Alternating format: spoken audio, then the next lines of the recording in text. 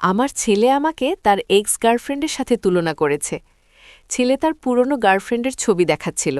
হঠাৎ আমার দিকে তাকিয়ে বলল, মা, তুমি রিয়ার চেয়ে অনেক সুন্দর। আমি অবাক হয়ে বললাম, কি বলছিস? সে আমার কাছে এসে বলল, সত্যি মা, রিয়া তোর তুলনায় কিছুই না। আমার বুঝতে অসুবিধা হলো। সে ছবিটা আমার সামনে ধরে বলল, দেখো, ওর ফিগার তোর মতো না। আমি লজ্জায় মুখ ফিরিয়ে নিলাম। সে আমার মুখ ঘুরিয়ে বলল, লজ্জা পাবার কিছু নেই, তুমি বেস্ট। আমার গলা শুকিয়ে গেল। সে আরও বলল, আমি রিয়াকে ভালোবাসতাম, কিন্তু তোমাকে দেখার পর বুঝলাম সে কিছুই না। আমি কাঁপতে কাঁপতে বললাম, এভাবে তুলনা করিস না।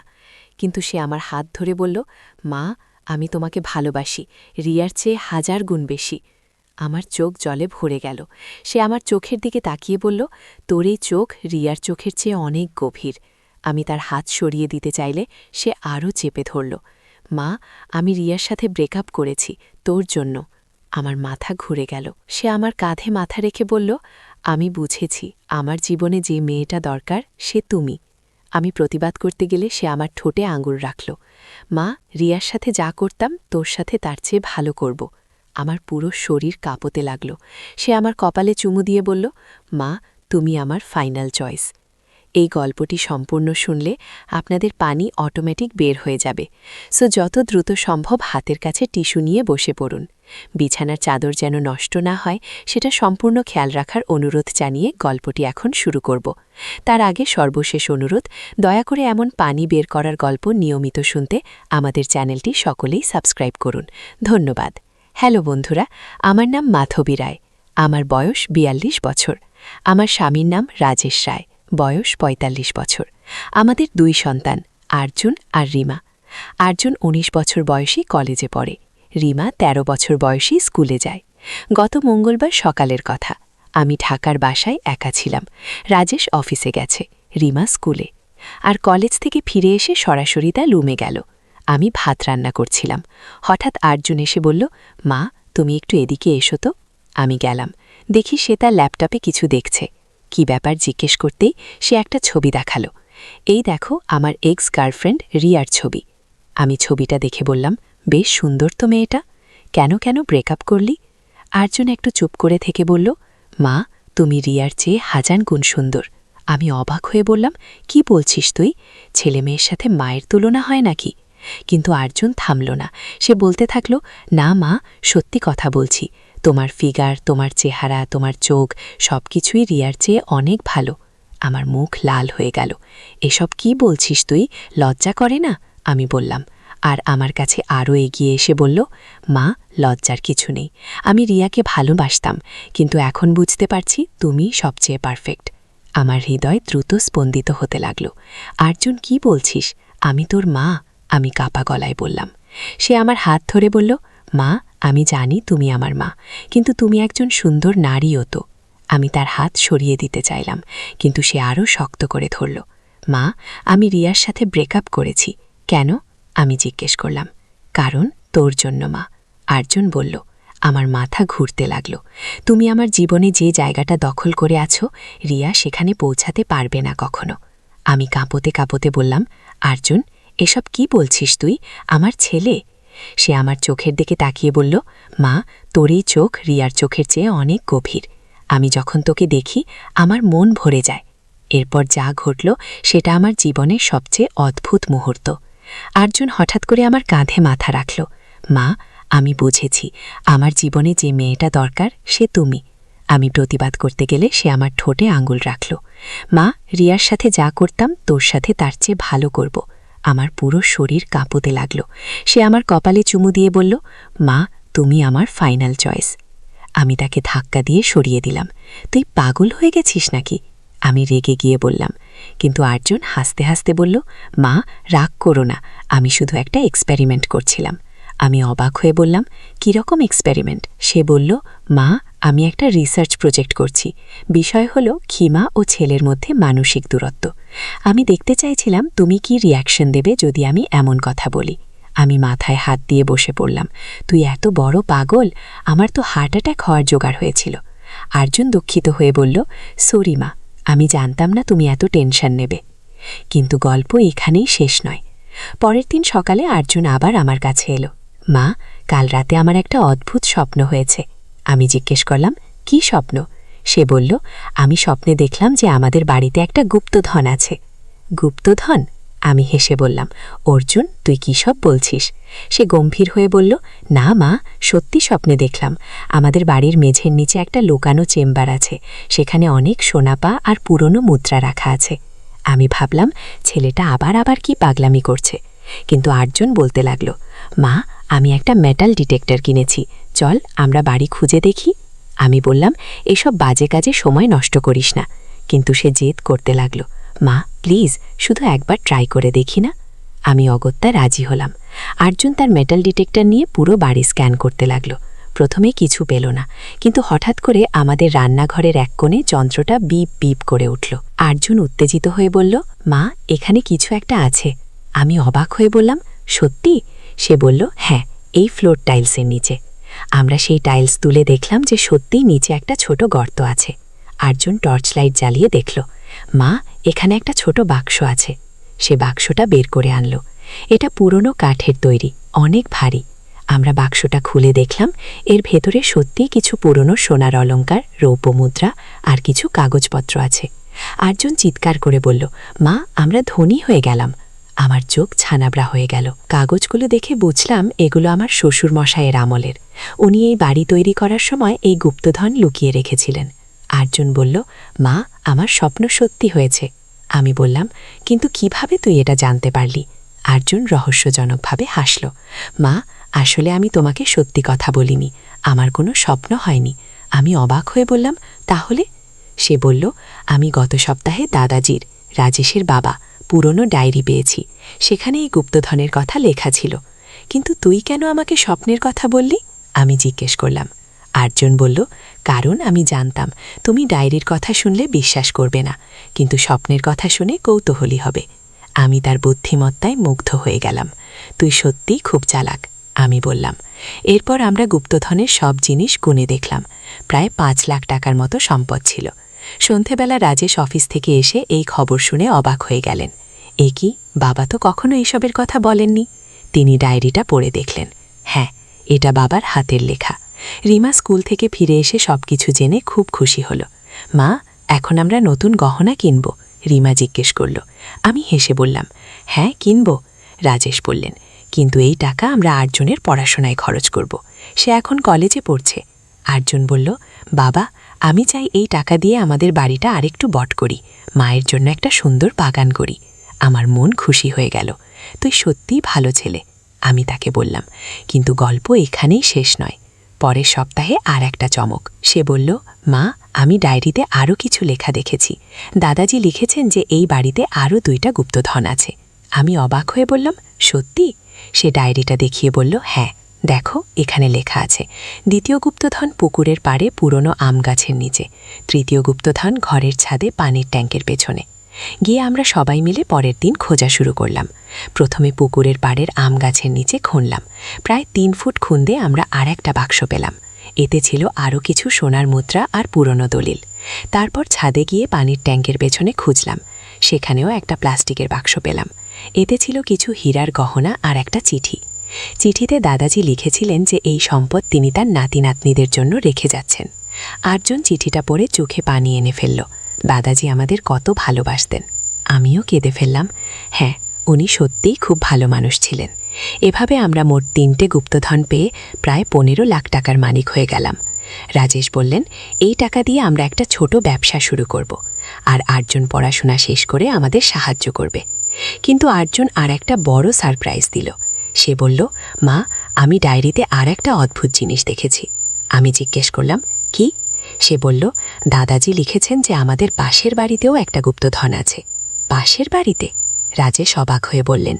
আর্জুন ডায়েরি দেখিয়ে বলল, হ্যাঁ, এখানে লেখা আছে যে দাদাজি একবার পাশের বাড়ির মালিক করিমউদ্দিন চাচার সাথে একসাথে একটা বড় ব্যবসা করেছিলেন। সেই ব্যবসার লাভের টাকা তারা দুজনেই নিজ নিজ বাড়িতে লুকিয়ে রেখেছিলেন। আমি বললাম, কিন্তু করিমউদ্দিন চাচা তো অনেক বছর আগেই মারা গেছেন, তার ছেলেরাও এই বাড়ি বিক্রি করে অন্যত্র চলে গেছে। আর্জুন বলল, হ্যাঁ, কিন্তু তারা নিশ্চয়ই জানে না যে বাড়িতে গুপ্তধন আছে। এখন নতুন সমস্যা, আমরা কিভাবে অন্যের বাড়িতে গুপ্তধন খুঁজব? রাজেশ বললেন, এটা তো অবৈধ হবে। কিন্তু অর্জুন বলল, না বাবা, ডায়েরিতে লেখা আছে যে দাদাজি আর করিম চাচা একসাথে এই টাকা জমিয়েছিলেন, তাই এটা আমাদেরও অধিকার। আমরা সবাই মিলে ভাবলাম কি করা যায়। শেষে রাজেশ বললেন, আমি করিম চাচার বড় ছেলে রশিদের সাথে কথা বলবো, তাকে পুরো ব্যাপারটা জানাবো। পরের দিন রাজেশ রশিদকে ফোন করে সবকিছু জানালেন। রশিদ প্রথমে বিশ্বাস করল না, কিন্তু ডায়েরিটা দেখানোর পর সে রাজি হয়ে গেল। সে বলল, চাচা, আপনারা যদি সত্যিই কিছু পান তাহলে আমরা অর্ধেক অর্ধেক ভাগ করে নেব। আমরা সবাই মিলে পাশের বাড়িতে গেলাম। সেই বাড়িটা এখন খালি পড়ে আছে। ডায়েরি অনুযায়ী গুপ্তধনটা ছিল বারান্দার নিচে। অর্জুন মেটাল ডিটেক্টর দিয়ে স্ক্যান করল। সত্যি বারান্দার এক কোণে যন্ত্রটা সিগন্যাল দিল। আমরা সেখানে খুনবট কলসি পেলাম। কলসির ভেতরে ছিল প্রচুর সোনার মুদ্রা আর গহনা। রশিদ অবাক হয়ে বলল, আমার বাবা আমাদের কখনো এসবের কথা বলেননি। আমরা সব পরিবার। রাজেশ বললেন, মাধবী ঠিক কথা বলেছে। এই টাকা দিয়ে আমরা আমাদের জীবনযাত্রার মান উন্নত করব, কিন্তু বিলাসিতায় মজে যাব না। কিন্তু অর্জুনের কৌতূহল এখানেই শেষ হল না। সে ডায়েরিটা আরও মন দিয়ে পড়তে লাগল। একদিন সকালে সে আমার কাছে এসে বলল, মা, আমি ডায়েরিতে একটা মানচিত্র দেখেছি। মানচিত্র? আমি অবাক হয়ে বললাম। সে ডায়েরির একটা পাতা দেখিয়ে বলল, হ্যাঁ, দেখো, এখানে দাদাজি আমাদের এলাকার একটা ম্যাপ এঁকেছেন, আর এই ক্রস চিহ্ন দিয়ে কিছু জায়গা মার্ক করেছেন। আমি মানচিত্রটা দেখলাম। সত্যি, দাদাজি আমাদের পুরো এলাকার একটা মানচিত্র এঁকেছিলেন। তাতে ৫-৬টা জায়গায় ক্রস চিহ্ন দেওয়া ছিল। রাজেশ এসে মানচিত্রটা দেখে বললেন, এগুলো নিশ্চয়ই আরও গুপ্তধনের জায়গা। অর্জুন উত্তেজিত হয়ে বলল, বাবা, চল, আমরা সব জায়গা খুঁজে দেখি। কিন্তু এবার সমস্যা হল, এই জায়গাগুলো সব আলাদা আলাদা মানুষের জমিতে। আমি বললাম, আমরা তো অন্যদের জমিতে খুঁড়তে পারি না। অর্জুন বলল, মা, আমার একটা পরিকল্পনা আছে। আমরা সবার সাথে কথা বলে তাদের অংশীদার বানিয়ে নেব। যে যার জমিতে গুপ্তধন পাবে, আমরা অর্ধেক নেব আর তারা অর্ধেক নেবে। এই পরিকল্পনা ভালো লাগলো আমাদের। পরের কয়েকদিন আমরা এলাকার সবার সাথে কথা বললাম। প্রথমে কেউ বিশ্বাস করল না, কিন্তু আমরা যখন আমাদের পাওয়া গুপ্তধনের কথা বললাম তখন সবাই রাজি হয়ে গেল। প্রথমে আমরা আমাদের পাশের করিমালির বাগানে খুঁজলাম। সেখানে একটা বড় পুরনো জামগাছের নিচে সত্যি একটা গুপ্তধন পেলাম। এতে ছিল প্রায় ৮ লাখ টাকার সোনাপাও। করিমালি খুশিতে কেঁদে ফেলল। আল্লাহর রহমতে আমিও ধনী হয়ে গেলাম। সে কথা অনুযায়ী ৪ লাখ টাকা আমাদের দিয়ে দিল।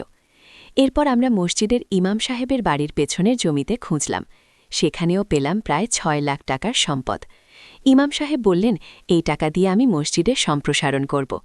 এভাবে একটার পর একটা জায়গায় আমরা গুপ্তধন পেতে লাগলাম। মানচিত্রে মোট ৬টা জায়গা মার্ক ছিল। সব মিলিয়ে আমরা প্রায় ৫০ লাখ টাকার সম্পদ পেলাম, আর আমাদের ভাগে এলো ২৫ লাখ টাকা। কিন্তু সবচেয়ে বড় ঘটনা ঘটল শেষ জায়গাটায়। এটা ছিল আমাদের স্কুলের মাঠের এক কোণে। স্কুলের হেডমাস্টার সাহেব প্রথমে রাজি হলেন না, কিন্তু পরে যখন আমরা বললাম যে পাওয়া টাকা স্কুলের উন্নতিতে খরচ করা হবে, তখন তিনি রাজি হলেন। সেখানে আমরা যা পেলাম সেটা ছিল সবচেয়ে বড় আবিষ্কার। একটা বট কলসিতে ছিল প্রচুর সোনার মুদ্রা, হীরার গহনা আর সবচেয়ে গুরুত্বপূর্ণ একটা চিঠি। চিঠিতে দাদাজি লিখেছিলেন তার পুরো জীবনের কাহিনী। তিনি একজন বট ব্যবসায়ী ছিলেন। ব্রিটিশ আমলে তিনি অনেক টাকা কামিয়েছিলেন, কিন্তু দেশভাগের সময় তিনি সব টাকা এখানে সেখানে লুকিয়ে রেখেছিলেন। চিঠির শেষে তিনি লিখেছিলেন, আমি জানি না আমার নাতিনাতনিরা এই সম্পদ পাবে কিনা, কিন্তু যদি পায় তাহলে এই টাকা দিয়ে যেন তারা দেশের উন্নতিতে কাজ করে।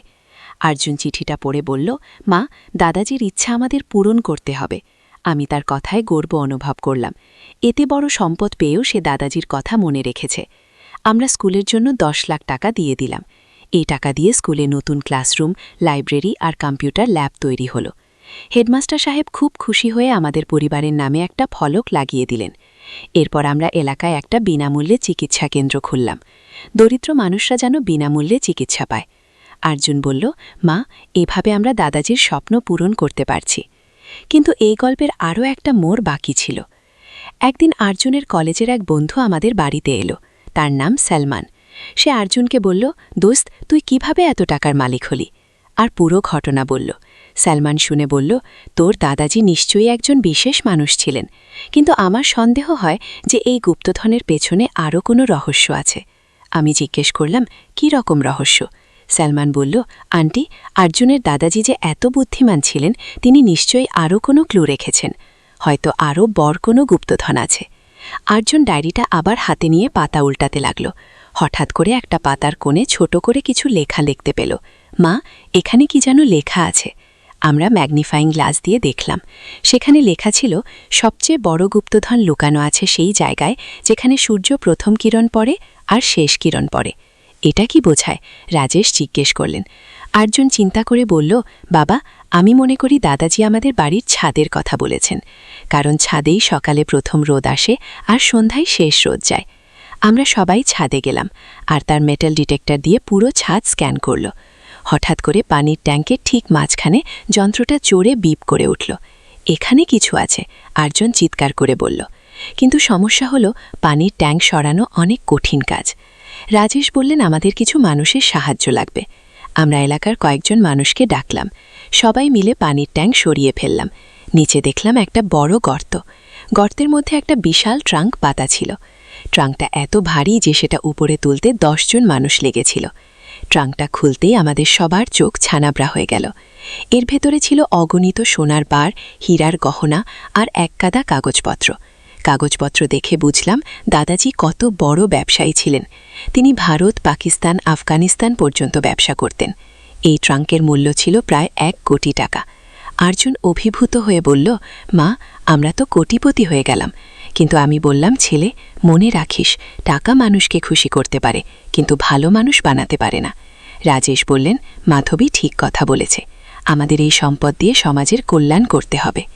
এই বিশাল সম্পদ পাওয়ার পর আমরা আরও বড় পরিকল্পনা করলাম। আমাদের এলাকায় একটা বড় হাসপাতাল তৈরি করলাম। গরিব মানুষদের জন্য বিনামূল্যে চিকিৎসার ব্যবস্থা করলাম। এছাড়াও একটা কারিগরি প্রশিক্ষণ কেন্দ্র খুললাম, যেখানে বেকার যুবকরা বিভিন্ন কাজ শিখতে পারে। আর্জুন বলল, মা, দাদাজি যদি দেখতেন আমরা তার টাকা দিয়ে কত ভালো কাজ করছি। কিন্তু সবচেয়ে বড় সারপ্রাইজটা আসল 1 মাস পরে। একদিন আমাদের বাড়িতে একজন বৃদ্ধ লোক এলো। তিনি বললেন, আমি করিমউদ্দিনের ছোট ভাই আব্দুর রশিদ। আমি লন্ডন থেকে এসেছি। আমরা তাকে বসতে দিয়ে চা খাওয়ালাম। তিনি বললেন, আমি শুনেছি আপনারা আমার বড় ভাইয়ের লুকানো সম্পদ খুঁজে পেয়েছেন। আমরা সবকিছু বললাম। তিনি খুব খুশি হয়ে বললেন, আসলে আমার কাছেও আমার বড় ভাইয়ের একটা চিঠি আছে, সেখানে আপনাদের দাদাজির ব্যাপারে লেখা আছে। তিনি চিঠিটা দেখিয়ে বললেন, এখানে লেখা আছে যে আপনাদের দাদাজি আর আমার বড় ভাই মিলে একটা বড় ট্রেজার হান্ট গেম বানিয়েছিলেন। তারা চেয়েছিলেন তাদের নাতি নাতনিরা যেন এই গেমটা খেলে তাদের বুদ্ধিমত্তা প্রমাণ করে। আমরা অবাক হয়ে গেলাম।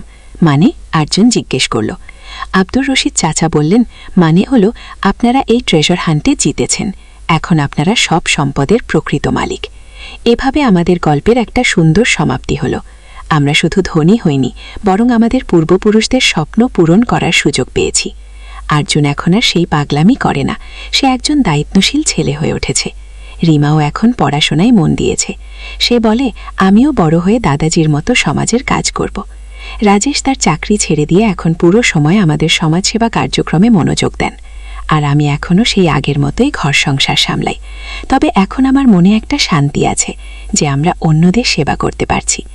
এই গল্পের শিক্ষা হলো, জীবনে অনেক সময় অপ্রত্যাশিত ঘটনা ঘটে, কিন্তু সেই ঘটনাগুলোকে কিভাবে কাজে লাগাই সেটাই আসল কথা।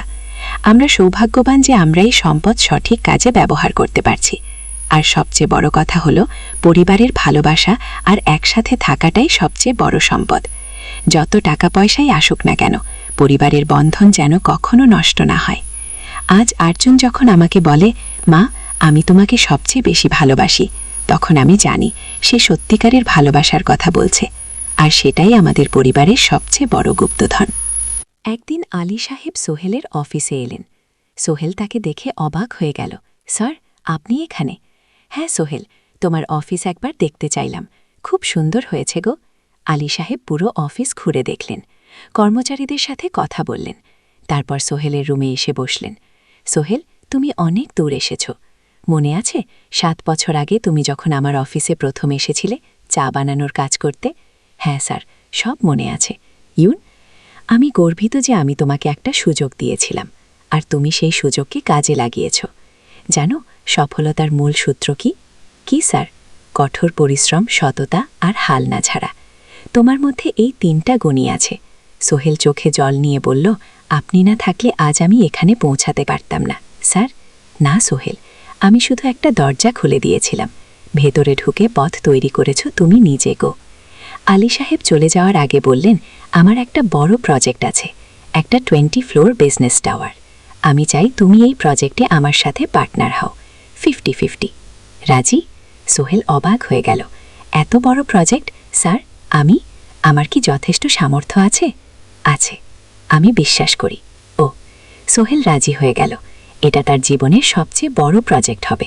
5ম অধ্যায়, বড় চ্যালেঞ্জ। 20 ফ্লোর বিজনেস টাওয়ারের কাজ শুরু হলো। এটা সোহেলের জীবনের সবচেয়ে বড় চ্যালেঞ্জ। প্রজেক্টের বাজেট প্রায় 10 কোটি টাকা। সোহেলকে 5 কোটি টাকা ইনভেস্ট করতে হবে। সোহেল তার সব সঞ্চয়, ব্যাংক লোন আর কিছু ইনভেস্টর থেকে টাকা জোগাড় করল। এটা একটা বিশাল ঝুঁকি। যদি প্রজেক্ট ব্যর্থ হয়, সব শেষ। মিনা চিন্তিত ছিল। সোহেল, এত বড় ঝুঁকি নেওয়া ঠিক হবে? মিনা, জীবনে বড় কিছু করতে হলে ঝুঁকি নিতে হয়। আমি এই সুযোগ হাতছাড়া করতে চাই না আগে। কিন্তু যদি কিছু ভুল হয়? ভুল হবে না, আমি আলী সাহেবের সাথে আছি, উনি আমাকে গাইড করবেন। প্রজেক্ট শুরু হলো। প্রথম 6 মাস সব ভালোই চলছিল, কাজ সময় মতো হচ্ছে, বাজেট ঠিক আছে। কিন্তু 7 মাসের মাথায় একটা বড় সমস্যা দেখা দিল। একজন প্রধান ইনভেস্টর হঠাৎ তার টাকা ফেরত চাইলেন। তিনি অন্য একটা জরুরি কাজে টাকা লাগবে বলে জানালেন। 1 কোটি টাকা ফেরত দিতে হবে। সোহেল বিপদে পড়ে গেল। 1 কোটি টাকা এখন কোথায় পাবে? প্রজেক্টের সব টাকা ঢেলে দিয়েছে। সে আলী সাহেবের সাথে কথা বলল। আলী সাহেব বললেন, চিন্তা করো না, আমি ব্যবস্থা করছি। কিন্তু আলী সাহেবও বড় একটা প্রজেক্টে আটকে আছেন, তার হাতে লিকুইড ক্যাশ নেই। সোহেল অন্য ব্যাংক থেকে লোন নেওয়ার চেষ্টা করল, কিন্তু ব্যাংক বলল ইতিমধ্যে তার অনেক লোন আছে, নতুন লোন দিতে পারবে না। সোহেল রাতে ঘুমাতে পারছিল না, খাওয়া দাওয়া বন্ধ করে দিয়েছিল। মিনা? তাকে দেখে খুব চিন্তিত হয়ে গেল সোহেল। প্লিজ, নিজেকে এভাবে শেষ করে ফেলো না, কোনো একটা রাস্তা বের হবেই। কিন্তু সোহেল কোনো রাস্তা দেখতে পাচ্ছিল না। ইনভেস্টর 15 দিন সময় দিয়েছে। 15 দিনের মধ্যে টাকা ফেরত না দিলে তিনি আইনি ব্যবস্থা নেবেন। 10 দিন কেটে গেল। সোহেল কোনো সমাধান খুঁজে পেল না। সে প্রায় হাল ছেড়ে দিয়েছিল। 11 দিনের দিন একটা অপ্রত্যাশিত ঘটনা ঘটল। জাহিদ ভাই, সোহেলের পুরনো সহকর্মী, তার অফিসে এলেন। জাহিদ ভাই এখন একটা রিয়েল এস্টেট কোম্পানিতে সিনিয়র ম্যানেজার। সোহেল, আমি তোমার সমস্যার কথা শুনেছি গো। হ্যাঁ ভাই, আমি বিপদে পড়েছি গো। আমি তোমাকে সাহায্য করতে চাই। আমার কিছু সঞ্চয় আছে, 5 লাখ টাকা তুমি নাও।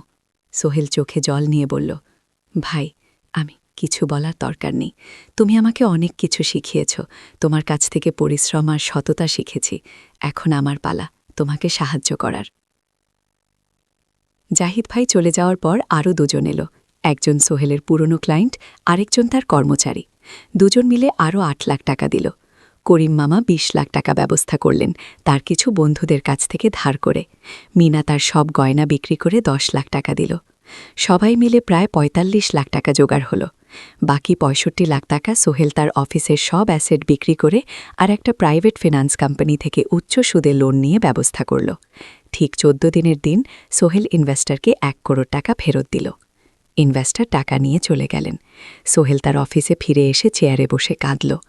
এত চাপ, এত টেনশন, সব যেন একসাথে বের হয়ে এলো। মিনা এসে তাকে জড়িয়ে ধরল। আমরা পেরেছি সোহেল, আমরা পেরেছি।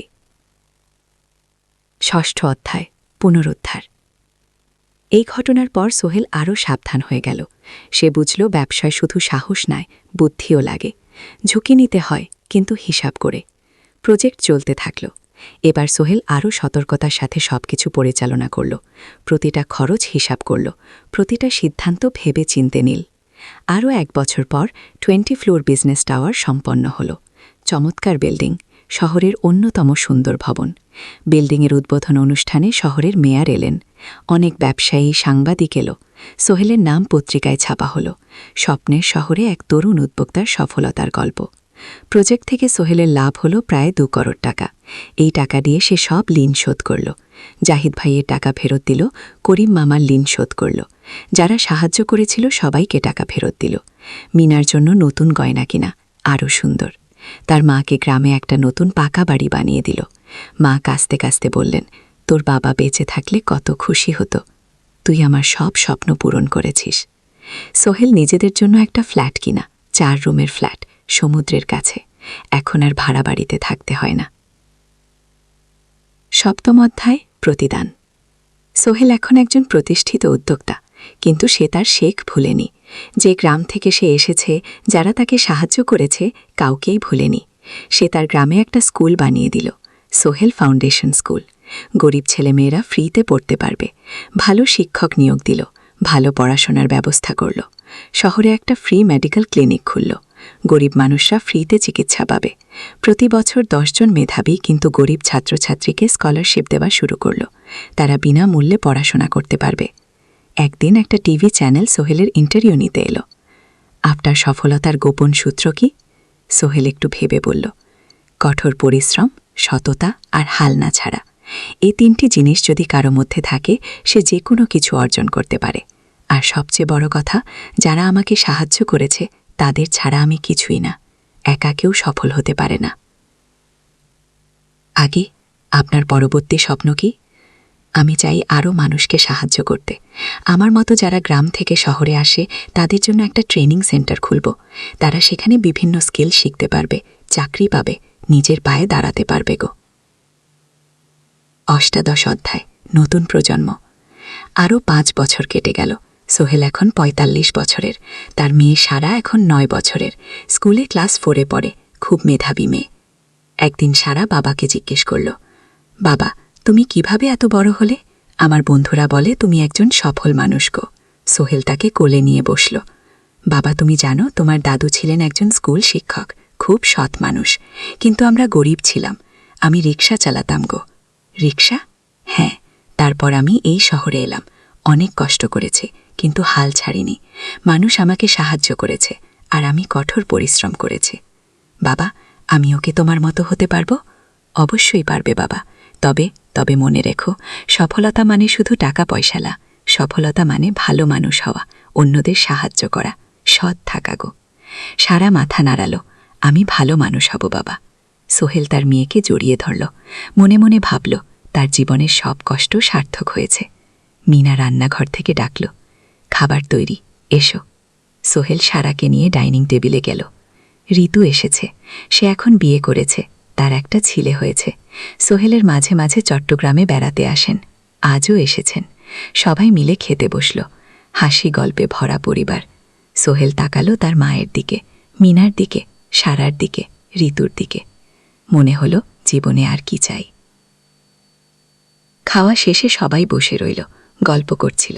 হঠাৎ সোহেলের ফোন বাজল, অফিস থেকে, একটা জরুরি বিষয়। সোহেল ফোন রেখে দিয়ে মিনাকে বলল, একটা নতুন প্রজেক্টের প্রস্তাব এসেছে, একটা এতিমখানা বানানোর কাজ, সরকারি প্রজেক্ট। ও, তুমি নেবে? অবশ্যই, এটা আমার স্বপ্নের প্রজেক্ট। যেসব বাচ্চাদের বাবা মা নেই, তাদের জন্য একটা সুন্দর জায়গা। মিনা হাসল, তুমি কখনো বদলাও না, এখনো অন্যদের কথা ভাবো। এটাই তো জীবন মিনা, শুধু নিজের জন্য বাঁচলে কি হবে। 19 অধ্যায় উত্তরাধিকার। 10 বছর আরও কেটে গেল। সোহেল এখন 55 বছরের। তার চুলে পাক ধরেছে, কিন্তু শক্তি এখনও আগের মতোই। সারা এখন 19 বছরের। সে বিশ্ববিদ্যালয়ে ইঞ্জিনিয়ারিং পড়ছে। সে চায় বাবার মতো কনস্ট্রাকশন ইন্ডাস্ট্রিতে কাজ করতে। একদিন সারা বাবাকে বলল, বাবা, আমি তোমার কোম্পানিতে কাজ করতে চাই। ও, এখনো তো তোর পড়াশোনা বাকি। জানি, কিন্তু আমি এখন থেকেই শিখতে চাই। ছুটির দিনে তোমার সাথে সাইটে যেতে চাই, দেখতে চাই কিভাবে কাজ হয়। সোহেল খুশি হয়ে গেল। তার মেয়ে তার পথ অনুসরণ করতে চায়। ঠিক আছে, কিন্তু শর্ত হলো, তোকে সবকিছু নিজ থেকে শিখতে হবে। কোনো স্পেশাল ট্রিটমেন্ট পাবি না আগে। আমি তো তাই চাই বাবা। সোহেল তার বাবার সাথে কাজ শিখতে শুরু করল। সে দেখল কিভাবে শ্রমিকরা কাজ করে, কিভাবে ম্যাটেরিয়াল বাছাই করতে হয়, কিভাবে একটা প্রজেক্ট ম্যানেজ করতে হয়। সোহেল তাকে কোনো সহজ পথ দিল না। সারাকেও সবার মতো কষ্ট করতে হলো। সাইটে রোদে দাঁড়িয়ে থাকতে হলো, শ্রমিকদের সাথে কথা বলতে হলো। কিন্তু সারা হাল ছাড়ল না। সে তার বাবার মেয়ে, পরিশ্রম করতে জানে। 3 বছর পর সারা গ্র্যাজুয়েট হলো। সে সোহেলের কোম্পানিতে জুনিয়র প্রজেক্ট ম্যানেজার হিসাবে যোগ দিল। সোহেল ধীরে ধীরে সারাকে বড় দায়িত্ব দিতে শুরু করল। সারা তার বাবার মতোই সৎ পরিশ্রমী। 20 অধ্যায় সমাপ্তি নয়, নতুন শুরু। আরও 5 বছর পর সোহেল এখন 60 বছরের। সে সিদ্ধান্ত নিল, এবার অবসর নেওয়ার সময় এসেছে। কোম্পানির দায়িত্ব সারাকে দেবে। একটা অনুষ্ঠান করা হলো। সোহেল আনুষ্ঠানিকভাবে কোম্পানির চেয়ার পদ থেকে অবসর নিল। সারা হলো নতুন ম্যানেজিং ডিরেক্টর। সোহেল তার বক্তব্যে বলল, আমি যখন এই শহরে এসেছিলাম আমার পকেটে ছিল মাত্র 5,000 টাকা, একটা ছোট্ট ব্যাগ আর অনেক স্বপ্ন। আজ 40 বছর পর আমি পেছনে ফিরে তাকাই, দেখি একটা দীর্ঘ পথ। সেই পথে অনেক কষ্ট ছিল, অনেক বাধা ছিল, কিন্তু ছিল অনেক ভালোবাসাও, অনেক মানুষের সাহায্য। আমি বিশ্বাস করি সফলতা একা আসে না, এটা আসে অনেক মানুষের সমর্থন, ভালোবাসা আর বিশ্বাস নিয়ে। আমি যা কিছু অর্জন করেছি তা আমার একা না, এটা আমার পরিবারের, আমার কর্মচারীদের, আমার বন্ধুদের, সবার। আজ আমি আমার মেয়ে সারার হাতে এই দায়িত্ব তুলে দিচ্ছি। আমি জানি সে আমার চেয়ে ভালো করবে, কারণ সে শিখেছে আমার ভুল থেকে, আমার অভিজ্ঞতা থেকে। অনুষ্ঠান শেষ হলো, সবাই চলে গেল। সোহেল আর মিনা অফিসে একা দাঁড়িয়ে রইল। মিনা, মনে আছে আমরা প্রথম কখন দেখা হয়েছিলাম? হ্যাঁ, তোমার সেই ছোট্ট মুদি দোকানে তুমি বিস্কুট কিনতে এসেছিলে। কে ভেবেছিল সেই দিন থেকে আমাদের এই পরিচয়। স্বপ্নের শহর, প্রথম অধ্যায়, যাত্রা শুরু। সকাল 7টা বেজে গেছে। ঢাকার কমলাপুর রেল স্টেশনে মানুষের ভিড়, চারদিকে চা বিস্কুট বিক্রেতাদের চিৎকার, ট্রেনের হর্ন আর যাত্রীদের কোলাহল। এই বিশাল ভিড়ের মধ্যে একটা ছোট্ট ব্যাগ হাতে দাঁড়িয়ে আছে সোহেল। বয়স মাত্র 22, গায়ের রং শ্যামলা, চোখে স্বপ্নের ঝিলিক। ভাইজান, চট্টগ্রামের টিকিট আছে? সোহেল টিকিট কাউন্টারের সামনে দাঁড়িয়ে জিজ্ঞেস করল। আছে, 30 টাকা। কুটারের লোকটা উত্তর দিল। সোহেল তার পকেট থেকে টাকা বের করল, মোট 5,000 টাকা। এই টাকা সে জমিয়েছে গত 3 বছরে রিক্সা চালিয়ে।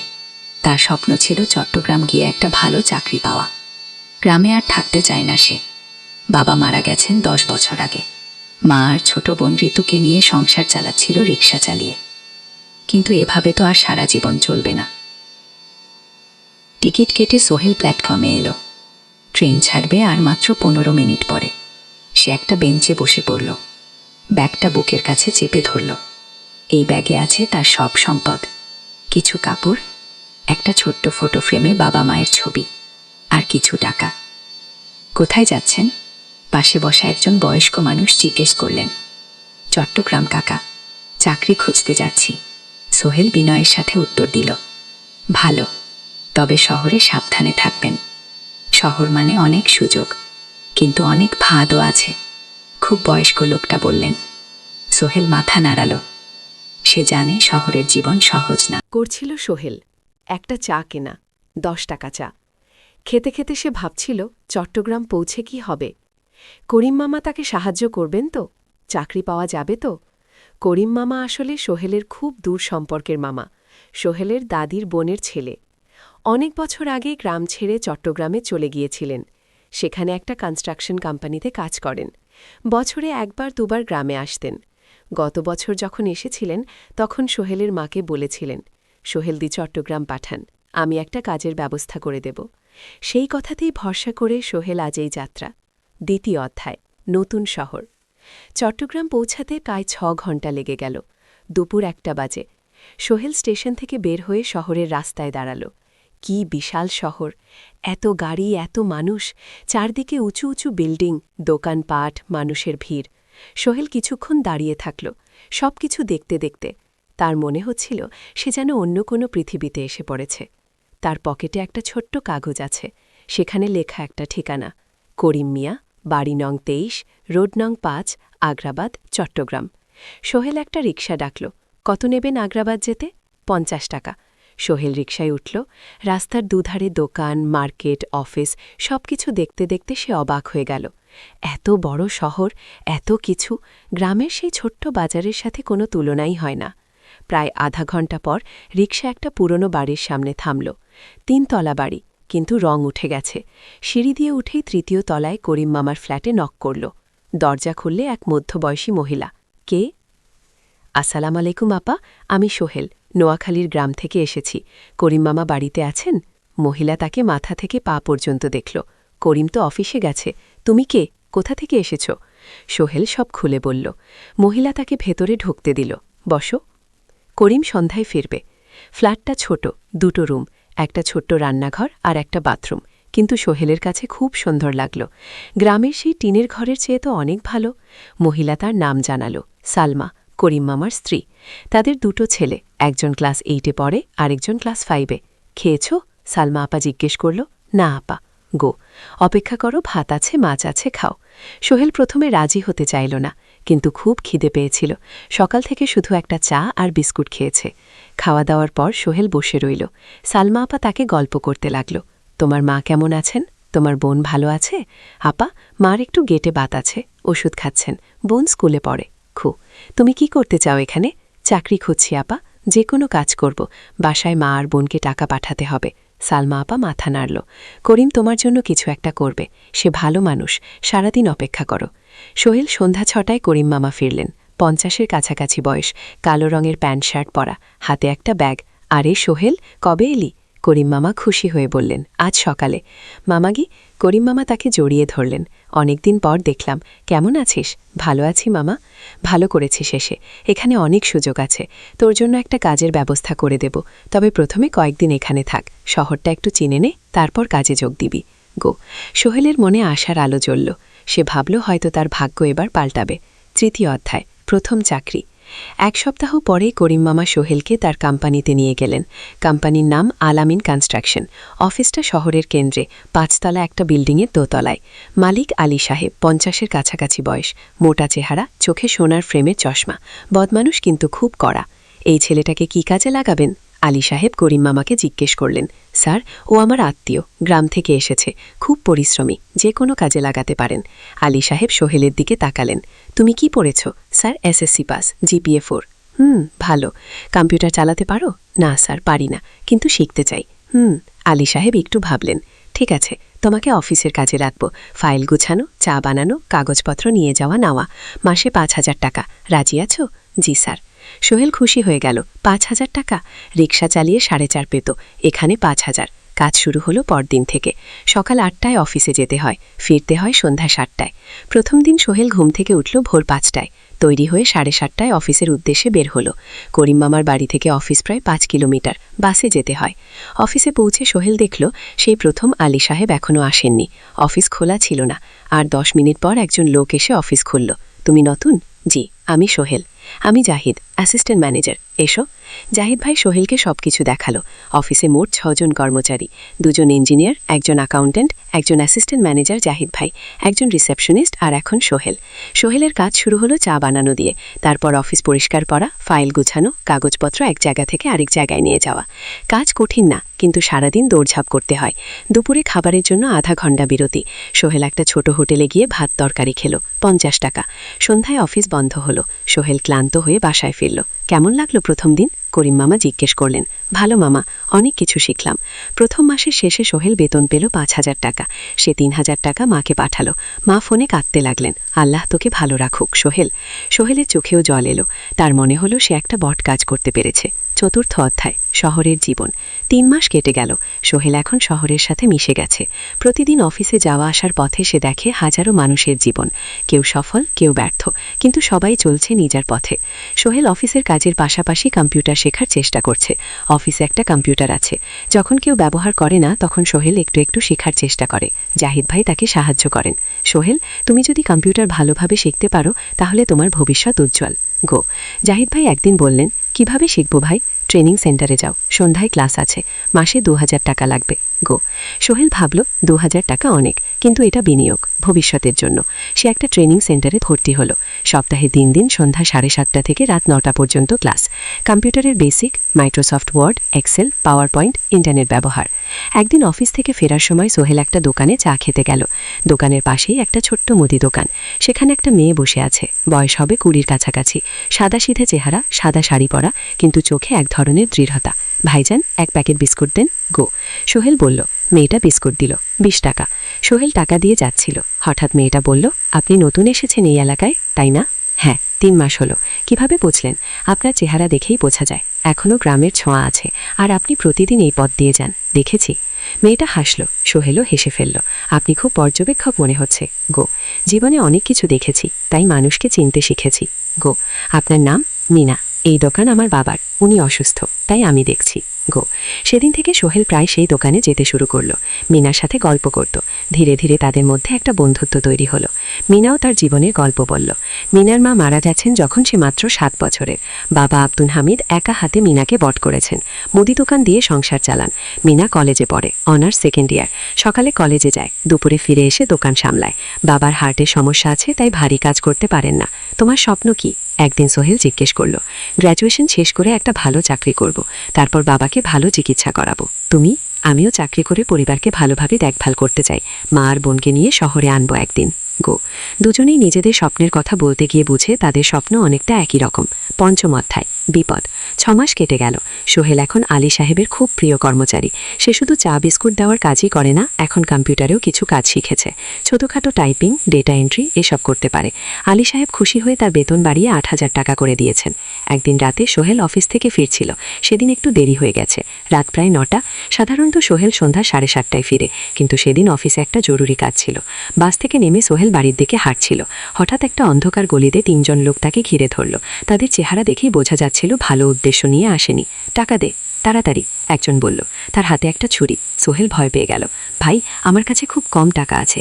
গো, যা আছে দে, তাড়াতাড়ি করো। সোহেল কাঁপতে কাঁপতে তার পকেট থেকে 5 টাকা বের করে দিল। এই টাকা দিয়ে সে বাজার করবে ভেবেছিল, কিন্তু ছিনতাইকারীরা সন্তুষ্ট হলো না। শুধু 5 টাকা? তোর ব্যাগে কি আছে? তারা সোহেলের ব্যাগ কেড়ে নিল। ব্যাগে ছিল তার মোবাইল, কম্পিউটার ট্রেনিং সেন্টারের সার্টিফিকেট আর কিছু গুরুত্বপূর্ণ কাগজপত্র। না ভাই, ব্যাগটা ফেরত দেন, ওতে আমার জরুরি জিনিস আছে। মোবাইল নিয়ে নেন, কিন্তু ব্যাগটা দেন। কিন্তু ওরা শুনল না। একজন সোহেলে জোরে ধাক্কা দিল। সোহেল পড়ে গেল। মাথা রাস্তার কংক্রিটে ধাক্কা লেগে গেল। রক্ত বের হলো। 3 জন দৌড়ে পালিয়ে গেল। কিছুক্ষণ সোহেল অজ্ঞান হয়ে পড়ে রইল। তারপর ধীরে ধীরে জ্ঞান ফিরল। মাথায় প্রচণ্ড ব্যথা। সে উঠে দাঁড়ানোর চেষ্টা করল, কিন্তু মাথা ঘুরছিল।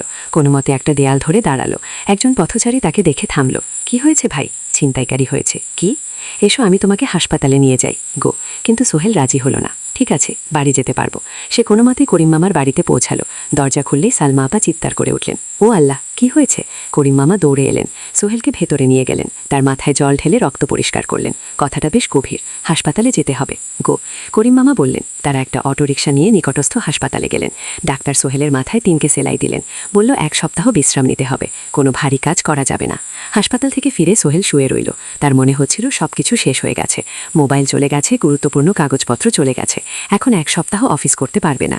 পরদিন সকালে করিম মামা আলী সাহেবকে ফোন করে সব জানালেন। আলী সাহেব বললেন, ঠিক আছে, সোহেল ভালো হয়ে এলে আসবে, চিন্তার কিছু নেই।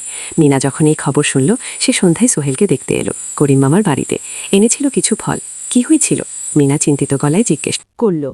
সোহেল সব বলল। মিনা রেগে গেল। এই শহরে এখন অনেক অপরাধ বেড়ে গেছে, পুলিশ কিছু করে না। তুমি পুলিশে রিপোর্ট করেছ? না, লাভ নেই। তবু করা উচিত। তোমার মোবাইলটা হয়তো খুঁজে পাওয়া যাবে। কি? করিম মামা সোহেলকে নিয়ে পুলিশ স্টেশনে গেলেন। জেনারেল ডায়েরি করলেন, কিন্তু পুলিশ খুব একটা আশা দিল না। দেখি কিছু করা যায় কিনা। সোহেল বুঝল মোবাইল আর ফিরবে না। সেই 1 সপ্তাহ সোহেলের জীবনের সবচেয়ে কঠিন সময় ছিল। সে শুধু শারীরিকভাবেই ক্ষতিগ্রস্ত হয়নি, মানসিকভাবেও ভেঙে পড়েছিল। প্রতি রাতে দুঃস্বপ্ন দেখত। সেই 3 জন ছিনতাইকারীর মুখ ভুলতে পারছিল না। মিনা প্রায় প্রতিদিন আসত, তাকে সাহস দিত। তুমি হাল ছেড়ো না সোহেল, জীবনে এরকম খারাপ সময় আসে, কিন্তু এটা কাটিয়ে ওঠাই হলো আসল বীরত্ব। সোহেলের মা গ্রাম থেকে ফোন করতেন, করিম মামার মোবাইল থেকে। তুই ভালো আছিস তো? সোহেল মাকে সব সত্যি বলেনি, শুধু বলেছে, হ্যাঁ মা, ভালো আছি, একটু জ্বর হয়েছিল, এখন ভালো। 1 সপ্তাহ পর সোহেল আবার অফিসে গেল। আলী সাহেব তাকে দেখে খুশি হলেন। কেমন আছো? ভালো আছি স্যার। ঠিক আছে, তবে প্রথম কয়েকদিন হালকা কাজ করবে। সোহেল আবার কাজে মন দিল, কিন্তু একটা জিনিস তাকে খুব কষ্ট দিচ্ছিল। তার মোবাইল নেই, মায়ের সাথে কথা বলতে পারছে না নিয়মিত। করিম মামার মোবাইল চাইতে সংকোচ লাগে। একদিন জাহিদ ভাই তাকে ডাকলেন, সোহেল, আমার একটা পুরনো মোবাইল আছে, তুমি ব্যবহার করো। না ভাই, আমি। নাও, আমার কাজে লাগছে না, তুমি রাখো গো। সোহেল কৃতজ্ঞতায় প্রায় কেঁদে ফেলল। ধন্যবাদ ভাই। মোবাইল পেয়ে সোহেল প্রথমেই মাকে ফোন করল। মা খুব খুশি হলেন। এতদিন ফোন করিসনি কেন? মা, মোবাইলটা নষ্ট হয়ে গিয়েছিল, নতুন নিয়েছি। মায়ের গলায় স্বস্তি ফুটে উঠল। ষষ্ঠ অধ্যায়, নতুন সুযোগ। আরও 3 মাস কেটে গেল। সোহেল পুরোপুরি সুস্থ হয়ে গেছে। তার জীবন আবার স্বাভাবিক হয়ে এসেছে। সে এখন কম্পিউটার ট্রেনিং শেষ করেছে, সার্টিফিকেট পেয়েছে, কিন্তু একটা ঘটনা তার জীবনে বড় পরিবর্তন নিয়ে এলো। একদিন সকালে আলী সাহেব তাকে ডাকলেন, সোহেল বসো। সোহেল বসো। মনে একটু ভয় লাগছিল। আলী সাহেব কি তাকে বকবেন? সোহেল, তুমি তো এখন কম্পিউটার চালাতে পারো। জি স্যার, একটু একটু শিখেছি। ভালো, আমি তোমার কাজ দেখছি। তুমি খুব পরিশ্রমী আর স্বাদ। আমাদের কোম্পানিতে এরকম মানুষের দরকার। সোহেল কিছু বুঝতে পারছিল না। আমি তোমাকে একটা সুযোগ দিতে চাই। আমাদের কোম্পানি একটা ট্রেনিং প্রোগ্রাম চালু করছে নতুন কর্মচারীদের জন্য। 6 মাসের কোর্স, কম্পিউটার অ্যাকাউন্টিং, ভবন নির্মাণের হিসাব নিকাশ, প্রজেক্ট ম্যানেজমেন্ট সব শিখবে। কোম্পানি সব খরচ দেবে। ট্রেনিংয়ের সময় তোমার বেতনও চলবে। রাজি আছো? সোহেল বিশ্বাস করতে পারছিল না। স্যার, সত্যি আমাকে এত বড় সুযোগ দিচ্ছেন? হ্যাঁ, তুমি ভালো ছেলে, পরিশ্রমী। আমি তোমাকে এগিয়ে দিতে চাই। ভবিষ্যতে তুমি এই কোম্পানির একজন গুরুত্বপূর্ণ কর্মচারী হবে। সোহেল কৃতজ্ঞতায় প্রায় কেঁদে ফেলল। ধন্যবাদ স্যার, আমি কঠোর পরিশ্রম করব, আমি জানি। সেদিন সন্ধ্যায় সোহেল মিনার দোকানে গেল। মিনাকে খবরটা দিল। মিনা খুব খুশি হল, তার চোখ ভিজে গেল। তুমি পারবে সোহেল, আমি জানি। সোহেল তার মা আর বোনকেও ফোন করে খবরটা দিল। মা কাঁদতে লাগলেন, তোর বাবা বেঁচে থাকলে কত খুশি হতো। ট্রেনিং শুরু হলো পরের মাস থেকে। প্রতিদিন সকালে 3 ঘন্টা ক্লাস, তারপর বাকি সময় অফিসের কাজ। ক্লাসে 5 জন নতুন কর্মচারী, সবাই তরুণ, উৎসাহী। শিক্ষক ছিলেন একজন অভিজ্ঞ ইঞ্জিনিয়ার, নাম রহিম স্যার। তিনি খুব ভালোভাবে সবকিছু বোঝাতেন। কম্পিউটার অ্যাকাউন্টিং, এক্সেলের জটিল ক্যালকুলেশন, প্রজেক্টের বাজেট তৈরি, সময় ব্যবস্থাপনা সব। সোহেল পুরো মনোযোগ দিয়ে শিখতে লাগল। সন্ধ্যায় বাড়ি ফিরে প্র্যাকটিস করত। করিম মামার ছেলের কাছ থেকে একটা ল্যাপটপ ধার নিত কখনো কখনো। 6 মাস পরে ট্রেনিং শেষ হল, সবাই সার্টিফিকেট পেল। আলী সাহেব একটা অনুষ্ঠান করলেন। সোহেল সেরা পারফর্মার হিসেবে একটা বিশেষ পুরস্কার পেল, 5,000 টাকা বোনাস। আলী সাহেব ঘোষণা করলেন, সোহেল, আজ থেকে তুমি আমাদের জুনিয়র অ্যাকাউন্ট অ্যাসিস্ট্যান্ট। তোমার বেতন 15,000 টাকা। সোহেল অবাক হয়ে গেল। 8,000 থেকে 15,000, প্রায় দ্বিগুণ। সেদিন রাতে সোহেল ঘুমাতেই পারল না। খুশিতে উত্তেজনায় তার চোখে ঘুম নেই। সে ভাবল তার জীবন কিভাবে বদলে যাচ্ছে। 2 বছর আগে যে রিকশা চালাক, আজ সে একটা নামকরা কোম্পানির অ্যাকাউন্ট অ্যাসিস্ট্যান্ট। 7ম অধ্যায়, প্রেম ও প্রস্তাব। 1.5 বছর হয়ে গেল সোহেলের চট্টগ্রাম আসার। সে এখন একজন সফল যুবক। তার মা গ্রামে খুব খুশি। প্রতি মাসে সোহেল 10,000 টাকা পাঠায়। ছোট বোন ঋতু এখন কলেজে ভর্তি হয়েছে সোহেলের পাঠানো টাকায়। মায়ের চিকিৎসাও ভালোভাবে হচ্ছে। মিনার সাথে সোহেলের সম্পর্ক এখন আর শুধু বন্ধুত্ব নয়, দুজন দুজনকে ভালোবাসে। কিন্তু কেউ কাউকে সরাসরি বলার সাহস পায়নি। প্রতিদিন দেখা হয়, গল্প হয়, কিন্তু সেই একটা কথা বলা হয়ে ওঠে না। একদিন শুক্রবার ছুটির দিন। সোহেল মিনাকে বলল, আজকে একটু ঘুরতে যাবে? কোথায়? পতেঙ্গা বিচ। তুমি কি কখনো গেছো? না, কিন্তু আমার দোকানগুল শুক্রবার তোমার বাবা সামলাবে। মিনা রাজি হয়ে গেল। দুপুরে দুজনে বাস নিয়ে পতেঙ্গা গেল। সমুদ্র দেখে মিনা অবাক হয়ে গেল। কি সুন্দর! দুজনে বালিতে বসল। ঢেউয়ের শব্দ শুনতে শুনতে গল্প করছিল। হঠাৎ সোহেল বলল, মিনা, তোমার সাথে কিছু বলার ছিল। সোহেল একটা লম্বা শ্বাস নিল। তুমি জানো, আমি তোমাকে ভালোবাসি। মিনা হাসল, তার চোখ ভিজে গেল। জানি, আমিও তোমাকে ভালোবাসি সোহেল। গো! সোহেল অবাক হয়ে গেল। সত্যি? হ্যাঁ, অনেকদিন ধরেই জানি। তুমি আমার জীবনে এসে সবকিছু বদলে দিয়েছ। তোমার সাথে থাকলে আমার মনে হয় আমি যে কোনো কিছু করতে পারবো। গো! দুজনে কিছুক্ষণ চুপ করে বসে রইল। সমুদ্রের ঢেউ এসে পায়ে লাগছিল। সূর্য পশ্চিমে ঢলে পড়ছে। আকাশ লাল কমলা হয়ে গেছে। কিন্তু আমার বাবার সাথে কথা বলতে হবে। কে? মিনা বলল, আমি তৈরি, যখন বলবে তখন বলবো। পরের সপ্তাহে সোহেল মিনার বাবার সাথে কথা বলল। আব্দুল হামিদ সাহেব প্রথমে একটু দ্বিধা করলেন। তুমি কোন পরিবারের ছেলে? তোমার বাবা কি করতেন? সোহেল সব সত্যি বলল। তার বাবা ছিলেন স্কুল শিক্ষক, মারা গেছেন 10 বছর আগে। মা গ্রামে থাকেন, ছোট বোন কলেজে পড়ে। তুমি নিজে কি করো? আমি আলামিন কনস্ট্রাকশন কোম্পানিতে জুনিয়র অ্যাকাউন্ট অ্যাসিস্ট্যান্ট, মাসে 15,000 টাকা বেতন। আব্দুল হামিদ সাহেব ভাবলেন, তারপর বললেন, দেখো, মিনা আমার একমাত্র সন্তান। তার মা নেই, আমি একা তাকে বড় করেছি। আমি চাই মিনা একজন ভালো ছেলের সাথে বিয়ে হোক। তুমি দেখতে ভালো ছেলে মনে হচ্ছে, কিন্তু আমাকে তোমার মায়ের সাথে দেখা করতে হবে। তোমার পরিবারকে জানতে হবে। জি আঙ্কেল, আমি ব্যবস্থা করছি। গো! সোহেল খুশিতে আটখানা। সে সেদিন রাতেই তার মাকে ফোন করল। মাকে সব বলল। মা প্রথমে অবাক হলেন, তারপর খুশি হলেন। মিমা মেয়েটা কেমন? খুব ভালো মা, তুমি দেখেই পছন্দ করবে। ঠিক আছে, আমি আর ঋতু আসছি চট্টগ্রাম। 2 সপ্তাহ পর সোহেলের মা আর বোন চট্টগ্রাম এলো। সোহেল তাদের নিয়ে মিনার বাড়িতে গেল। দুই পরিবার একসাথে বসল। মিনার বাবা সোহেলের মাকে দেখে খুশি হলে। সোহেলের মা সহজ সরল ভদ্র মহিলা। আপনার ছেলে খুব ভালো, মিনা তাকে পছন্দ করে, আমিও রাজি গো। আব্দুল হামিদ সাহেব বললেন, আমার সোহেল সৎ ছেলে, মিনাকে খুব ভালোবাসে, আমি জানিও মিনাকে সুখে রাখবে। কি? সোহেলের মা বললেন, বিয়ের তারিখ ঠিক হলো 3 মাস পর। এই 3 মাসে সোহেল যথেষ্ট টাকা জমাবে, বিয়ে হবে সাদামাটা কিন্তু সুন্দর। অষ্টম অধ্যায়, নতুন পথ। 3 মাস কেটে গেল দ্রুত। সোহেল প্রতিদিন কঠোর পরিশ্রম করছিল অফিসে, তার কাজের প্রশংসা হচ্ছে। আলী সাহেব তাকে এখন ছোটখাট প্রজেক্টের হিসাব দেখতে দিচ্ছেন। সোহেল তার সঞ্চিত টাকা দিয়ে বিয়ের আয়োজন করল। বিয়ে হলো মিনার বাড়ির কাছের একটা কমিউনিটি সেন্টারে। খুব বেশি লোক আসেনি, 2 পরিবারের আত্মীয় স্বজন আর অফিসের কয়েকজন সহকর্মী। কিন্তু অনুষ্ঠান ছিল খুব সুন্দর। সোহেল যখন মিনাকে বিয়ের পোশাকে দেখল, তার মনে হলো পৃথিবীর সবচেয়ে সুন্দর মেয়ে সে। লাল শাড়ি পরা, মুখে হালকা মেকআপ, কিন্তু তার স্বাভাবিক সৌন্দর্য ছিল আসল। বিয়ের পর সোহেল একটা ছোট্ট ফ্ল্যাট ভাড়া নিল। 2 রুমের ফ্ল্যাট, মাসে ভাড়া 5,000 টাকা। মিনা এখনো তার পড়াশোনা চালিয়ে যাচ্ছে, আরও 1 বছর বাকি গ্র্যাজুয়েশন শেষ হতে। সোহেলের মা আর বোন গ্রামে ফিরে গেল। মা বলে গেলেন, সোহেল, মিনাকে ভালো রাখিস, মেয়েরা অনেক ত্যাগ করে সংসার করতে গো। জানি মা গো। নতুন জীবন শুরু হলো। সোহেল সকালে অফিসে যায়, সন্ধ্যায় ফেরে। মিনা সকালে কলেজে যায়, দুপুরে ফেরে। রান্না করে, ঘর গোছায়। সন্ধ্যায় দুজনে একসাথে বসে পড়াশোনা করে, গল্প করে, টিভি দেখে। জীবন সুন্দর ছিল, কিন্তু চ্যালেঞ্জও ছিল। মাসিক খরচ, ভাড়া 5,000, বাজার 3,000, বিদ্যুৎ গ্যাস 1,000, মায়ের জন্য 5,000, মিনার কলেজের খরচ 1,000-2,1, মোট প্রায় 14,000 টাকা। বাঁচাতো মাত্র 1,000 খানেক। কিন্তু সোহেল হাল ছাড়ল না। সে সন্ধ্যায় একটা কম্পিউটার ট্রেনিং সেন্টারে পার্ট টাইম পড়ানো শুরু করল। সপ্তাহে 3 দিন, 2 ঘন্টা করে। এতে মাসে আরও 3,000 টাকা আসতে লাগলো। মিনাও বসে থাকল না। সে বাড়িতে বসে কয়েকজন স্কুলের ছাত্রছাত্রীকে টিউশন পড়াতে শুরু করল। মাসে 2,000 টাকা আয়। এভাবে কেটে গেল 6 মাস। দুজন মিলে পরিবার চালাচ্ছে, স্বপ্ন দেখছে। একদিন সোহেল বলল, মিনা, আমি একটা নতুন স্বপ্ন দেখছি গো। কি? আমি নিজে একটা ছোট্ট কনস্ট্রাকশন কোম্পানি খুলতে চাই। ছোট ছোট প্রজেক্ট নেব, বাড়ি মেরামত, ছোট বিল্ডিং বানানো, এসব। তোমার কি যথেষ্ট অভিজ্ঞতা আছে? আছে, আমি 2 বছর ধরে এই কাজের সাথে জড়িত, অনেক কিছু শিখেছি। আর আলী সাহেবও আমাকে সাহায্য করবেন গো। কিন্তু টাকা কোথায়? কোম্পানি খুলতে তো অনেক টাকা লাগবে। জি আঙ্কেল, আমি জমাচ্ছি, আরও 1 বছর কাজ করব, তারপর চেষ্টা করব। মিনা তাকে সমর্থন দিল। তুমি পারবে, তোমার মধ্যে সেই শক্তি আছে। কি? নবম অধ্যায়, চ্যালেঞ্জের সময়। কিন্তু ভাগ্য সবসময় অনুকূলে থাকে না।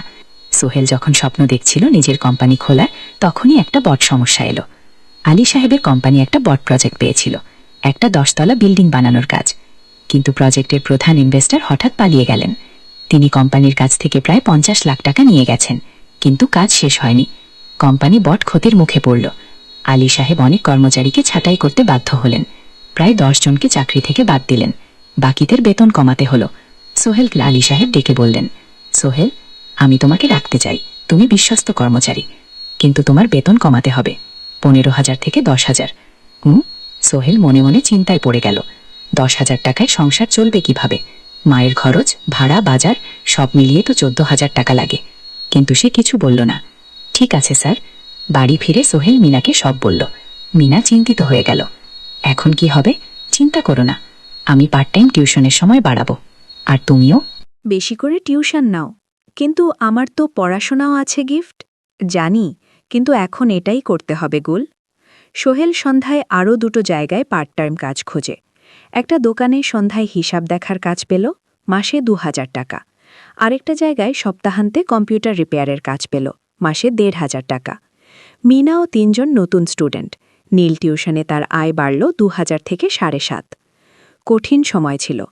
সোহেল সকাল 8টায় অফিসে যেত, সন্ধ্যা 6টায় ফেরত। তারপর একটু বিশ্রাম নিয়ে 7:30টায় বের হতো পার্ট টাইম কাজে। রাত 10টায় বাড়ি ফেরত। রবি সোমবার কম্পিউটার রিপেয়ারের কাজ। মিনাও সকালে কলেজ যেত, দুপুরে ফিরে রান্না করত। তারপর বিকেলে টিউশন পড়াত।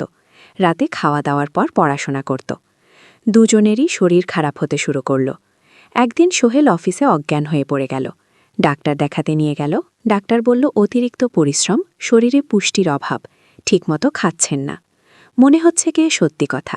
খরচ বাঁচাতে সোহেল আর মিনা অনেক সময় কম খেত। মাংস মাছ কিন্তু সপ্তাহে 1 দিন। বাকি সময় শাকসবজি ডাল। মিনা সোহেলকে বলল, আর নয় সোহেল, তুমি এভাবে নিজেকে শেষ করে ফেলছ। আমার পড়াশোনা বন্ধ করে দিই, আমি ফুল টাইম চাকরি করি। না, সোহেল জোর দিয়ে বলল, তোমার পড়াশোনা বন্ধ হবে না, আরও মাত্র 6 মাস বাকি, তুমি গ্র্যাজুয়েট হবেই। কিন্তু তুমি আমি ঠিক হয়ে যাব, চিন্তা করো না। আগে কিন্তু পরিস্থিতি আরও খারাপ হলো যখন সোহেলের মায়ের অসুখ হলো, হার্টের সমস্যা। হাসপাতালে ভর্তি করতে হলো, খরচ 5,000 টাকা। সোহেলের হাতে এত টাকা কোথায়? সে করিম মামার কাছে ধার চাইল। করিম মামা 20,000 টাকা দিলেন। বাকি 30,000 টাকা সোহেল একটা এনজিও থেকে লোন নিল। সুদের হার মাসে 2%। মায়ের চিকিৎসা হলো, তিনি সুস্থ হয়ে গেলেন। কিন্তু সোহেল এখন এনের বোঝায় পড়ে গেল। প্রতি মাসে 3,000 টাকা করে কিস্তি দিতে হবে। সেই রাতে সোহেল আর মিনা বিছানায় শুয়ে কথা বলছিল। সোহেল বলল, মিনা, আমি মনে হয় ভুল করেছি, শহরে এসে বিয়ে করে তোমাকে কষ্টে ফেলেছি গো। মিনা তার হাত ধরল। না সোহেল, তুমি ভুল করনি। জীবনে এরকম খারাপ সময় আসে, কিন্তু এটা কাটিয়ে ওঠাই হলো আসল শক্তি। আমরা একসাথে আছি, একসাথে থাকব, সবকিছু ঠিক হয়ে যাবে। ওনার কথায় সোহেল একটু সাহস পেল। হ্যাঁ, হাল ছাড়া যাবে না। 10ম অধ্যায়, আলোর দিকে। 3 মাস পরে পরিস্থিতি একটু ভালো হতে শুরু করল। আলী সাহেবের কোম্পানি একটা নতুন প্রজেক্ট পেল, একটা স্কুল বিল্ডিং বানানোর কাজ। কোম্পানি আবার স্থিতিশীল হতে শুরু করল। আলী সাহেব সোহেলকে ডেকে বললেন, সোহেল, আমি তোমার কঠোর পরিশ্রম দেখেছি। খারাপ সময়েও তুমি কোম্পানি ছেড়ে যাওনি, আমি কৃতজ্ঞ। আজ থেকে তোমার বেতন আবার 15,000 টাকা গো। সোহেল খুশি হয়ে গেল। ধন্যবাদ স্যার। মিনাও গ্র্যাজুয়েশন শেষ করল, ভালো ফলাফল করল। সে এখন চাকরি খুঁজছে। একদিন মিনা একটা প্রাইভেট স্কুলের শিক্ষিকার ইন্টারভিউ দিতে গেল। ইন্টারভিউ ভালো হলো, তাকে নিয়োগ দেওয়া হলো, বেতন 12,000 টাকা। সেদিন সন্ধ্যায় দুজনে মিলে একটা ছোট্ট পার্টি করল। একটা বিরিয়ানি কিনল, কোমল পানীয় কিনল, দুজনে মিলে খেলল। আমরা পেরেছি সোহেল, ইমিনা বলল। হ্যাঁ, আমরা পেরেছি গো। এখন দুজনের মিলিয়ে আয় 27,000 টাকা। খরচ চালানোর পর প্রায় 10,000 টাকা বাঁচে। সোহেল এই টাকা দিয়ে লোন শোধ করতে শুরু করল। পার্ট টাইম কাজগুলো ছেড়ে দিল, শরীরের যত্ন নেওয়া শুরু করল। আরও 6 মাস পরে সোহেলের কাছে একটা বড় সুযোগ এলো। আলী সাহেব একদিন তাকে ডাকলেন। সোহেল, তুমি কি নিজের ব্যবসা করতে চাও? স্যার, আমি তোমাকে একটা ছোট্ট প্রজেক্ট দিতে চাই, একটা 3 তলা বিল্ডিংয়ের কনস্ট্রাকশন। তুমি ম্যানেজ করবে, আমি শুধু সুপারভাইজ করব। লাভের 50% তোমার গো। সোহেল ভাবল এটা একটা বড় সুযোগ, কিন্তু ঝুঁকিও আছে। যদি কাজটা ভালোভাবে না হয়? স্যার, আমি চেষ্টা করব, কিন্তু যদি ভুল হয়? ভুল হবে না, আমি তোমার উপর বিশ্বাস রাখছি, তুমি পারবে। সোহেল রাজি হয়ে গেল। এই প্রজেক্ট তার জীবনের টার্নিং পয়েন্ট হতে পারে। 11 অধ্যায়, স্বপ্ন পূরণের পথে। পরের 6 মাস সোহেল খুব কঠোর পরিশ্রম করল। প্রজেক্টটা ম্যানেজ করা সহজ ছিল না। শ্রমিক নেওয়া, ম্যাটেরিয়াল কেনা, কাজের তদারকি, সময় মতো কাজ শেষ করা, সব দায়িত্ব তার। প্রথম 2 মাস খুব চাপের মধ্যে গেল। একদিন একজন শ্রমিক কাজ করতে গিয়ে আহত হল। সোহেল তাকে হাসপাতালে নিয়ে গেল, তার চিকিৎসার খরচ দিল। এতে প্রজেক্টের বাজেট একটু বাড়ল, কিন্তু সোহেল জানত এটা করা দরকার। আরেক দিন ভুল ম্যাটেরিয়াল ডেলিভারি হলো। সোহেল সেগুলো ফেরত পাঠালো, সঠিক জিনিস আনালো। এতে 3 দিন দেরি হলো, কিন্তু কাজের মান ঠিক রইল। মিনা তাকে সবসময় সাপোর্ট করছিল। সে এখন চাকরিতে স্থিতিশীল, স্কুলের বাচ্চারা তাকে পছন্দ করে, প্রিন্সিপাল তার কাজে খুশি। প্রজেক্ট শেষ হলো 6 মাসে, সময় মতো বাজেটের মধ্যে। বিল্ডিংয়ের মালিক খুব খুশি হলেন। তিনি আলী সাহেবকে ধন্যবাদ দিলেন। আলী সাহেব বললেন, ধন্যবাদ আমাকে না, এই ছেলেকে দিন। সোহেল পুরো প্রজেক্ট ম্যানেজ করেছে গো। প্রজেক্ট থেকে মোট লাভ হলো 2 লাখ টাকা। সোহেল পেল 1.5 লাখ টাকা। তার জীবনে এত টাকা এই প্রথম। সে করিম মামার লোন শোধ করল, এনজিওর বাকি লোন শোধ করল। তারপর তার মাকে 5,000 টাকা পাঠালো। মা দিয়ে গ্রামের বাড়িটা একটু মেরামত করালো। বোন ঋতুর জন্য একটা ল্যাপটপ কিনল। বাকি টাকা দিয়ে সোহেল একটা ব্যাংক অ্যাকাউন্টে জমা রাখল, ভবিষ্যতের জন্য। আলী সাহেব সোহেলকে আরও 2টো প্রজেক্ট দিলেন, এবার একটু বড়। সোহেল আত্মবিশ্বাসের সাথে সেগুলো শেষ করল। 2 বছর পরে সোহেল সিদ্ধান্ত নিল, এবার নিজের কোম্পানি খোলার সময় এসেছে। 12 অধ্যায়, নতুন শুরু। তার সব জমানো টাকা দিয়ে একটা ছোট্ট অফিস ভাড়া নিল। 2 রুমের অফিস, একটা রুমে কাজের জায়গা, আরেকটায় ছোট্ট মিটিং রুম। অফিসের সামনে একটা বোর্ড লাগালো, Sohel construction and development. Mina তাকে সাহায্য করছিল। সে অফিসের অ্যাকাউন্টস দেখত। সন্ধ্যায় স্কুল থেকে ফিরে দুজনে মিলে কাজ করত। একটা টিম প্রথমে ছোট ছোট কাজ নিল, বাড়ি মেরামত, দোকান সংস্কার, ছোট বিল্ডিং কনস্ট্রাকশন। কাজের মান ভালো রাখার চেষ্টা করল, সময় মতো শেষ করল, দাম ন্যায্য রাখল। ধীরে ধীরে সোহেলের সুনাম ছড়িয়ে পড়ল। মানুষ তাকে বিশ্বাস করত। তার কাছে নতুন নতুন কাজ আসতে লাগল। প্রথম বছর খুব কষ্ট হলো, কখনো লাভ হতো, কখনো লস। কিন্তু সোহেল থেমে থাকল না। সে শিখতে লাগলো ব্যবসা কিভাবে চালাতে হয়। দ্বিতীয় বছরের পরিস্থিতি ভালো হলো। সোহেল এখন 3 জন স্থায়ী কর্মচারী নিয়োগ দিল, একজন ইঞ্জিনিয়ার, একজন সুপারভাইজার, একজন অফিস সহায়ক। তৃতীয় বছরে একটা বড় প্রজেক্ট, একটা স্কুল বিল্ডিং বানানোর কাজ, 5 তলা বিল্ডিং। সোহেল পুরো মনোযোগ দিয়ে কাজটা করল। শ্রমিকদের ভালো বেতন দিল, ভালো ম্যাটেরিয়াল ব্যবহার করল, সময় মতো কাজ শেষ করল। স্কুল কর্তৃপক্ষ খুব খুশি হলো। তারা সোহেলের কাজের প্রশংসা করল। এই প্রজেক্ট থেকে সোহেল প্রায় 5 লাখ টাকা লাভ করল। এই টাকা দিয়ে সে আরও ভালো একটা অফিস নিল, আরও কর্মচারী নিয়োগ দিল। এখন তার কোম্পানিতে 10 জন স্থায়ী কর্মচারী। প্রজেক্ট অনুযায়ী আরও শ্রমিক নিয়োগ দেওয়া হয়। ত্রয়োদশ অধ্যায়, পরিবার। এদিকে সোহেল আর মিনার সংসারেও খুশির খবর এলো। মিনা গর্ভবতী। 9 মাস পর তাদের একটা মেয়ে হলো। নাম রাখো সারা। সারা যখন জন্মালো, সোহেলের মা আর বোন চট্টগ্রামে এলো। মা 1 মাস থেকে গেলেন, মিনাকে সাহায্য করলেন। সোহেল এখন একটা বড় ফ্ল্যাট ভাড়া নিয়েছে, 3 রুমের ফ্ল্যাট। একটা রুমে সোহেল, মিনা, একটা সারা, আরেকটায় অতিথি রুম। মায়ের জন্য সোহেল সিদ্ধান্ত নিল তাকে চট্টগ্রামে নিয়ে আসবে। গ্রামে একা থাকা ঠিক না। কিন্তু মা রাজি হলেন না।